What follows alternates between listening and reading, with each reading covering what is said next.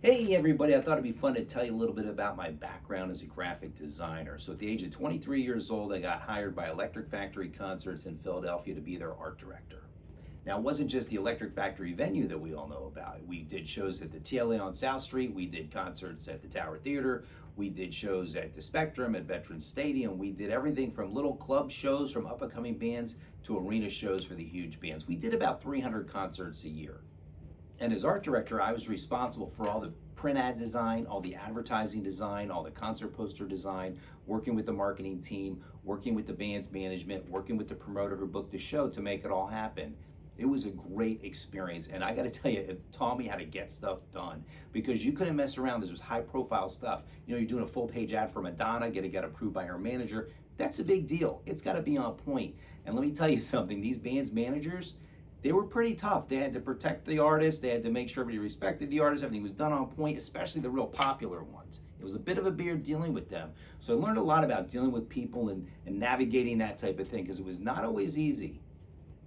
And working for Larry Magin and Alan Spivak, I mean, these guys were legends. They started the company Electric Factory Concerts in 1968 in Philadelphia, and they kind of invented the structured tour for a band. Back then, bands just played wherever here and there, and they saw, hey, if you organize this with the production and the tours and the dates, you can make a lot of money, and that's exactly what they did. Bill Graham was doing that on the West Coast. They were doing it on the East Coast, and these guys were renegades. They were mavericks. The city tried to shut Electric Factory down. I mean, it was a big deal. So I got to work with these guys, learn from them. They knew how to get stuff done. They knew how to sell tickets to concerts, how to get events sold out. And I learned a lot from them, from design, marketing, all that type of thing. He also did the Live Aid concerts in the 1980s. That's with a huge concert in Philadelphia, and at the same time, that concert going on in tandem in England. They booked all the bands, organized the production. This was a big deal. They even flew Phil Collins from England after he did his set to the Philadelphia concert to play there too. This was amazing. These guys were great.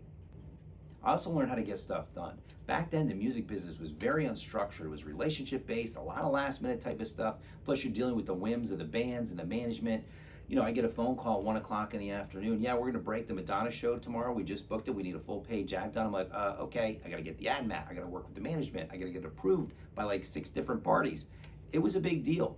I worked on, we did 3 nights at Veterans Stadium, Dave Matthews Band. I was responsible for all the advertising design, sold out all 3 nights. We did 5 nights Billy Joel at the Spectrum, sold out all 5 nights. We did work with everything from the big bands to the up-and-coming bands, making it happen all the time. Also, something that Larry did was he would structure national tours. So I'd be responsible for all the ad mats and the ad materials for all the different venues that the shows would be at. So I did that for the OJs. They had a big tour back then, comeback tour. I did it for Bette Midler's tour. We did all kinds of stuff like that. And it was very much a dream job. I mean, designing concert posters all day, going out partying all night, going to concerts. We got to go to all the concerts for free, just have to flash our staff ID. Even the shows that weren't ours, we would sometimes be able to sneak in because they respected us. They'd let us in for free. So it was quite the lifestyle. It was awesome. And being a part of that, it was something really special. That team back then, the people I met and worked with were fantastic. All seasoned in the music business. We're having fun. We're getting stuff done. We're selling out shows, going to concerts, going to parties. It was fantastic. So I worked there for about 5.5 years.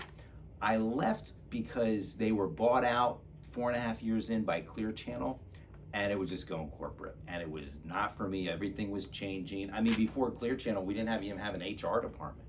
It was like the Wild West. So I said, you know, it's time for me to move on. It's not the same anymore. So I left after 5.5 years, but that experience has stayed with me the entire time. Now, I got to work on some very cool projects for some very cool bands. We did a lot of collectible commemorative posters for the concert. So I did posters for Cheap Trick, Smashing Pumpkins, David Bowie, Prince, Metallica, Beck, Kid Rock, you name it. It was a lot of fun. Again, dealing directly with the management on this stuff, and you gotta be on your A game every day with that kind of thing. Another cool project we did was sometimes for the big bands, when they would sell out shows, we get special gifts for them. We got custom-made hot sauce for Metallica, for Dave Matthews Band, and for Pearl Jam. So I got to design the labels for that. It was a hit. We got them a bunch of cases, gave it to the band, to the crew. They loved it. I actually designed stickers for a vinyl case that we got for Beck to hold his records all this Buddhist stuff, all this crazy stuff I designed. It was a lot of fun. And I got to experience some great stuff. I got to see David Bowie sound check at Electric Factory, this little concert we were doing. My girlfriend at the time and I were there just chilling, watching it. It was great. And it was a dream job. I mean, the stories I could tell, I should do another video about some of the crazy stuff we did because it was a lot of fun. But it really did make me who I am as a professional.